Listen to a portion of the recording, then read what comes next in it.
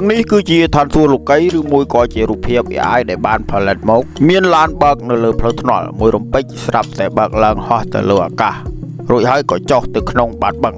តើនេះគឺជាក្តីសុបិនឬមួយក៏ជារឿងពិតទីនេះគឺមានផ្លូវចំនួន6ខ្សែដែលឆ្លងកាត់ពីបាតដីធម្មតាឡើងទៅដល់វាលអាកាសរួចហើយក៏ជ្រោកចូលទៅក្នុងបាតបឹងតែម្ដងដែលមនុស្សគ្រប់គ្នានៅក្នុងប្រទេសចិន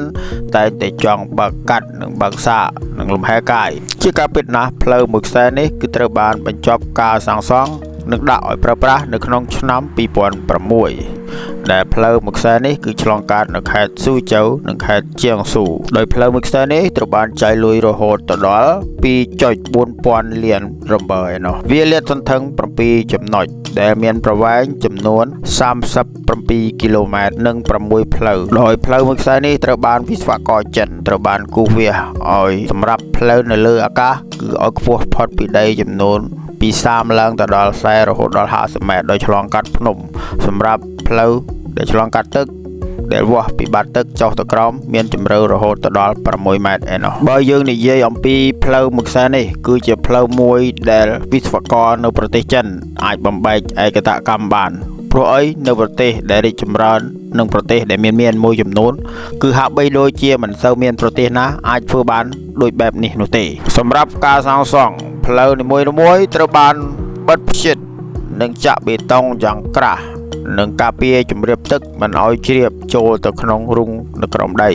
សម្រាប់ផ្លូវដែលមានឆ្លងកាត់ទឹកបឹងដែលមានចម្ងាយចំនួនវែងគឺគេត្រូវបានបំពាក់គ្រឿងអគ្គិសនីដូចជាភ្លើងហើយនិងខ្យល់អុកស៊ីសែនសំណួរសួរថាតើនៅពេលដែលមានគ្រោះរំជួយដីកើតឡើងតើផ្លូវនោះនឹងคล้ายទៅជាយ៉ាងដូចម្តេចចម្លើយគឺមាននៅពេលដែលវិស្វករចាប់ផ្ដើមសាងសង់ផ្លូវនេះគេគឺចាប់ផ្ដើមដាក់បំពាក់នៅទ្រនាប់ការពាររំជួយដីធ្វើយ៉ាងណាពេលជួបបញ្ហាគឺមិនឲ្យបេតុងនេះដាច់ឬក៏រលាតចេញពីគ្នានិងមានការជ្រាបទឹករីឯរូងផ្លូវដែលមានបំពាក់កញ្ចក់នៅក្រោមបាតទឹកគឺតែងតែបំពាក់នៅកញ្ចក់ដែលមានកម្រាស់យ៉ាងក្រាស់បំផុត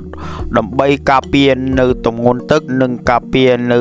ភាពបែកឬក៏ស្រាំទាំងនេះគឺជាហេដ្ឋារចនាសម្ព័ន្ធដែលមានសក្តានុពលដែលមហាអំណាចលេខ2លើពិភពលោកចាប់ផ្ដើមពន្លកឡើងនៅទសវត្សរ៍ចុងក្រោយនេះប្រទេសចិនគឺចាប់ផ្ដើមលេចធ្លោផ្នែកទីផ្សារព្រមទាំងសេដ្ឋកិច្ចដែលរីករាលដាលពាសពេញសកលនៅអាស៊ាននិងអឺរ៉ុបតែម្ដងតើពុកម៉ែបងប្អូននៅពេលដែលបានទស្សនាវីដេអូនេះហើយតើអ្នកទាំងអស់គ្នាចង់ទៅលេងនៅប្រទេសចិនដែរឬទេសម្រាប់ admin នៅពេលដែលបង់ធនាគារដាច់រួចហើយ admin នឹងទៅលេងនៅប្រទេសចិនបានម្ដងសូមកុំភ្លេចចុច like subscribe និង follow អ្នកមួយដើម្បីជាកម្លាំងចិត្តដល់ admin